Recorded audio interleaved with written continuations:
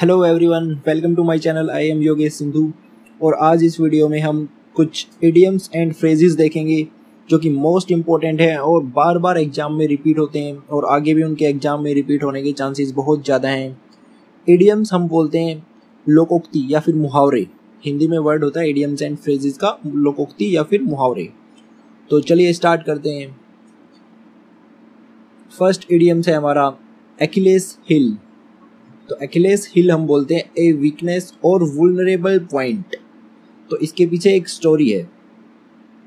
जो अकिलेस नाम का व्यक्ति था उसको वरदान मिला हुआ था कि उसको कहीं भी आप अगर वार करते हो तो उसको कुछ नहीं होगा, लेकिन जो उसका हील था, जो पैर के ऊपर का पार्ट होता है हील, अगर उस पे आप सिर्फ उसको वार करोगे तभी उसकी मृत्यु होगी। जैसे कि रावण के साथ था, अगर उसके आप नेवल में वार करोगे तभी उसकी मृत्यु होगी।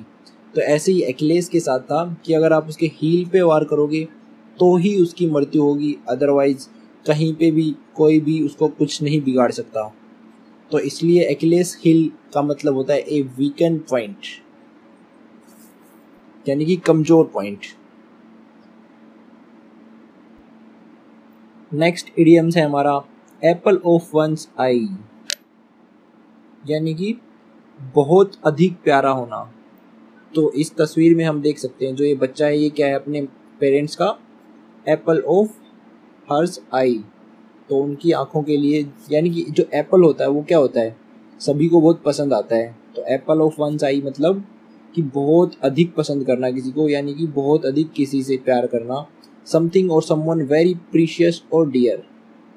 For example his new baby girl was the apple of his eye. तो कुछ इडियम्स ऐसे होते हैं जिनको अगर हम हिंदी में ट्रांसलेट करेंगे तो भी हमें उनका मीनिंग पता चल जाता है, लेकिन सभी के साथ ऐसा नहीं है। लेकिन बहुत सारे इडियम्स हैं, उनको आप ट्रांसलेट करके देखोगे तो हमें जनरली 90% केसेस में उनका आंसर मिल जाता है। नेक्स्ट है bad egg, a person who is bad या फिर डिसऑनेस्ट। देखिए जो ये पिक्चर है नीचे, इसमें क्या है, ये जो दो लड़के हैं एक लड़की के साथ मिसबिहेव कर रहे हैं, यानी कि छेड़छाड़ कर रहे हैं। तो ये क्या है, bad egg, a person who is bad या फिर dishonest. I do not want my little brother hanging around with the bad eggs on the street. Next idioms है बिग चीज, एन इन्फ्लुएंशियल या फिर एन इम्पोर्टेंट पर्सन। तो जो office में हमारा बॉस होता है वो क्या होता है, इम्पोर्टेंट पर सबसे इम्पोर्टेंट पर्सन होता है, यानी कि एन इन्फ्लुएंशियल और इम्पोर्टेंट पर्सन। तो बिग चीज क्या हुआ, ऑफिस में बॉस क्या हुआ, बिग चीज। नेक्स्ट है butter someone up, to praise और फ्लैटर समवन एक्सेसिवली। अगर किसी की आप बहुत ज़्यादा तारीफ कर रहे हो तो आप क्या कर रहे हो, उसको बटर लगा रहे हो, यानी कि मक्खन लगा रहे हो, यानी कि चापलूसी करना। तो butter someone up, to praise और flatter someone excessively. Have one's cake and eat it too, want more than your fair share और नीड। अपनी जरूरत या फिर अपने हिस्से से ज्यादा कुछ लेना, तो उसको हम क्या बोलेंगे, have one's cake and eat it too. Next है cool as a cucumber, very relaxed. अगर इसमें पिक में हम देखते हैं तो क्या है, जब हम यानी कि मसाज वसाज कराने जाते हैं तो ऐसे वो हमारी आइज़ पे कुकुम्बर रखते हैं, तो उससे क्या होता है कि हमारी आइज़ को एक कोल्डनेस या फिर रिलैक्सेशन फील होती है। तो इसको आप देख सकते हैं, इसकी आंखों पे इन्होंने ये कुकुम्बर रखे हुए हैं, तो क्या कर रही है, रिलैक्स कर रही है। Cool as a cucumber means very relax. I thought I was afraid of lying but I was cool as a cucumber all the way to USA। Next है cry over spilled milk, get upset over something that has happened and can not be changed.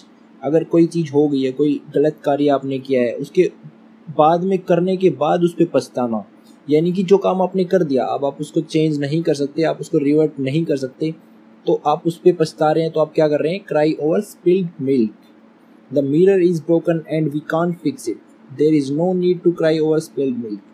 अगर आपने कोई mirror है उसको तोड़ दिया है, अब उसके तोड़ने के बाद आप उस पर रो रहे हो, तो आप क्या कर रहे हो, क्राई ओवर स्पिल्ड मिल्क, क्योंकि आपके रोने से वो ठीक थोड़ी हो जाएगा। To cry over spilled milk, get upset over something that has happened and cannot be changed. Next है hard nut to crack, difficult to understand. यानी कि अगर आप किसी आदमी को समझ नहीं पाते तो वो क्या है आपके लिए hard nut to crack. Spill the bean, reveal the truth. सच बाहर निकालना, सच को उजागर करना.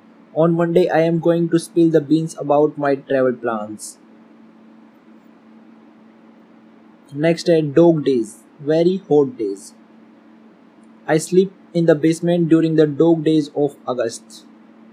Dog days, very hot days को इसलिए बोलते हैं क्योंकि आपने कभी भी विंटर्स में देखा होगा जो डॉग हैं, गली में रहने वाले कुत्ते हैं, उनको छुपने की जगह नहीं मिलती, लेकिन गर्मियों में तो वो कहीं भी बैठ सकते हैं, तो इसलिए वेरी हॉट डेज को हम बोलते हैं dog days. Get the Lions share, get the greatest percentage. तो लायंस है, क्या होता है वो किंग होता है, तो उसको सबसे बड़ा हिस्सा मिलता है. तो लायंस शेयर मतलब get the largest percentage. Next है let the cat out of the bag. Let the cat out of the bag, that means reveal a secret. Who let the cat out of the bag about the surprise party? देखिए इसको, देखिए आपने एक bag के अंदर एक बिल्ली को छुपा रखा है. अगर आप उसको बाहर निकाल रहे हो दैट मीन्स वो आपके लिए सीक्रेट है. आपने कुछ छुपा रखा है और उसको आप बाहर निकाल रहे हो. तो let the cat out of the bag, reveal a secret. Next है make a B line, go straight for something.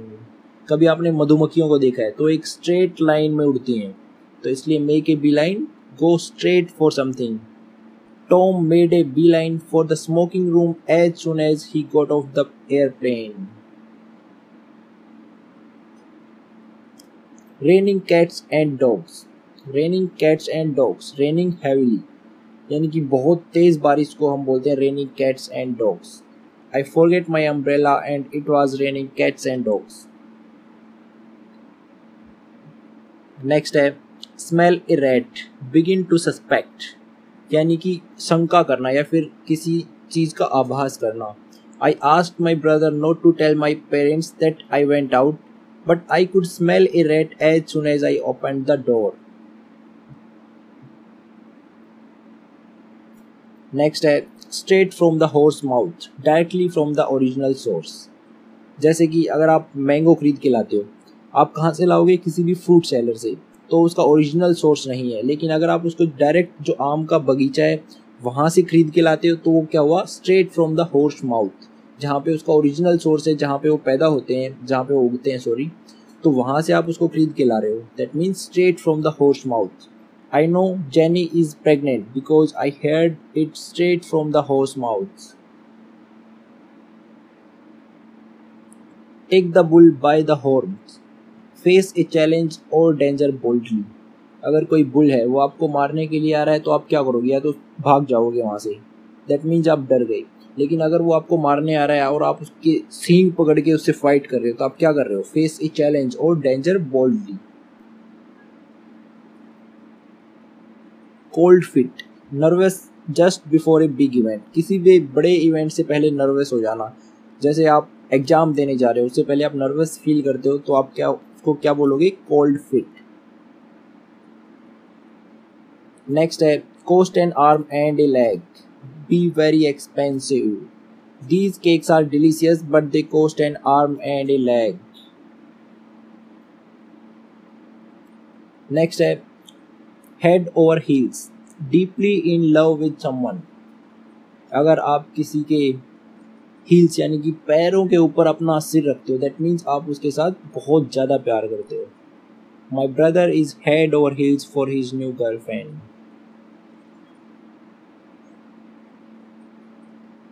Give a hand, land A hand, help someone do something. अगर किसी की तरफ आप अपना हाथ बढ़ाते हो दैट मीन्स आप क्या करते हो? उसकी हेल्प कर रहे हो. आप इस तस्वीर में भी देख सकते हो. I can give U A hand when you move if you like. Next है have one's head in the cloud, be unaware or unrealistic about something. That means अगर आपका हेड जो है क्लाउड में होगा देखिए इस पिक को देखिए, आपका जो हेड है या फिर आपकी आईज भी है वो क्लाउड के अंदर है, जो आपको रियलिटी है नीचे की वो तो आपको दिखाई ही नहीं दे रही कुछ, तो आप उससे अनअवेयर हो। बी अनअवेयर और unrealistic about something. Amy has her head in the cloud if she thinks she is going to pass her exams without studying. Keep an eye on, take care of या फिर watch in order to protect। किसी पर आंख रखना, that means किसी को protection देना। आप किसी के ऊपर नजरें जमाए हुए हो अपनी, that means आप उसकी देखभाल कर रहे हो। I will keep an eye on the dinner while you are on the phone। Next है an old hand, an experienced person। My uncle is an old hand at a car repair। He will know what the problem is। Old hand, ये एक old hand है और एक ये जो young boy है, तो old man क्या होगा, experienced होगा। Next, pull one's leg, टांग खींचना किसी की, that means किसी का मजाक उड़ाना या फिर teach someone। I was just pulling your leg, I am not really a police officer। Next है pat on the back, to praise, congratulate और encourage someone। किसी की पीठ थपथपाना, तो किसी की पीठ आप कब थपथपाते हो, जब कोई उसने साहसी कार्य किया हो या फिर आप किसी को शाबाशी देते हो या फिर उनका हौसला अफजाई करते हो, तो pat on the back। The boss patted him on the back for the deal he made yesterday। Next है slip of the tongue, a minor mistake in writing या फिर speech। यानी कि टंग स्लिप हो जाना हम बोलते हैं, जैसे कि अगर कोई अपने बोलने में या फिर लिखने में कोई मिस्टेक किए तो उसको बोलते हैं slip of the tongue, minor mistake. caught red-handed, if someone is caught red-handed that means they are caught in the act of doing something wrong such as cheating या फिर stealing। तो इसको देखिए, अगर आपने किसी का मर्डर किया है और आपके हाथ पर वो ब्लड लगा हुआ है और आपको पुलिस ने वहाँ पे मौके पर पकड़ लिया, तो क्या किया है, रंगे हाथों पकड़ा है। दैट मीन्स आप उस चीज़ को छुपा नहीं सकते कि ये काम हमने नहीं किया है। तो अगर कोई भी आप मिस्टेक कर रहे हो और आपको रंगे हाथों पकड़ लिया जाता है, that means you caught doing something wrong such as cheating और स्टेलिंग। तो ये था हमारा idioms and phrases first part. इसमें हमने टोटल 30 इडियम्स फ्रेजेस डिस्कस किए हैं जो कि बहुत बार रिपीट हुए हैं, 3 से 4 बार इडियम्स रिपीट हुए हैं किसी ना किसी एग्जाम में, और आगे भी इनके रिपीट होने के चांसेस बहुत ज़्यादा हैं। और इसके बाद 1-2 पार्ट और हम अपलोड करेंगे। तो थैंक यू फॉर वॉचिंग।